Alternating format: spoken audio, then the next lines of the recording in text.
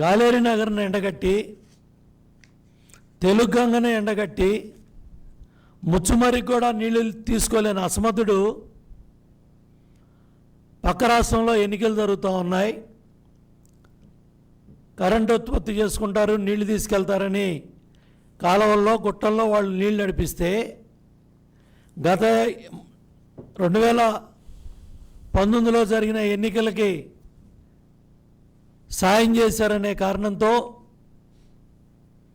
ఎన్నికల్లో డబ్బులు ఇచ్చారనే కృతజ్ఞతతో పోలవరం డ్యామ్ని పోలవరం బ్యారేజ్ చేశాడు.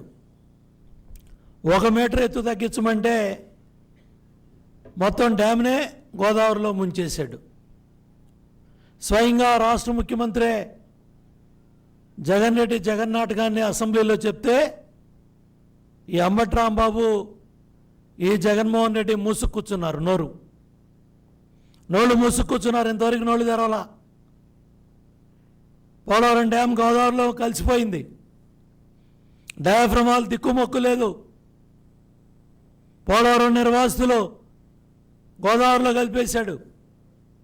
పోలవరం డ్యామ్ ఎప్పుడవుతుందంటే చెప్పలేమని చేతులు ఎత్తేశాడు ఈ రాష్ట్ర ఇరిగేషన్ ముఖ్యమంత్రి అంబటి రాంబాబు, ముఖ్యమంత్రి జగన్ రెడ్డి.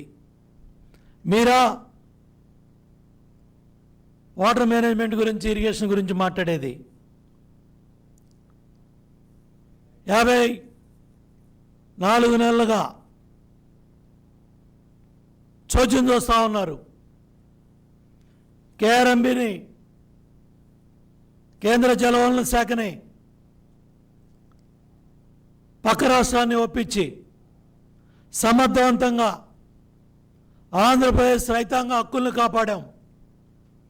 512 టీఎంసీలు ఆంధ్ర ప్రాంతానికి, 299 టీఎంసీలు పక్క రాష్ట్రానికి చాలా క్లియర్గా కేంద్ర జలవనరుల శాఖ సెక్రటరీ దగ్గర మన అధికారులు, వాళ్ళ అధికారులు కూర్చొని ఎటువంటి ఇబ్బంది లేకుండా గత ప్రభుత్వంలో 5 ఏళ్ళు, ఈ 4 ఏళ్ళు నీళ్లు నడుస్తూ ఉంటే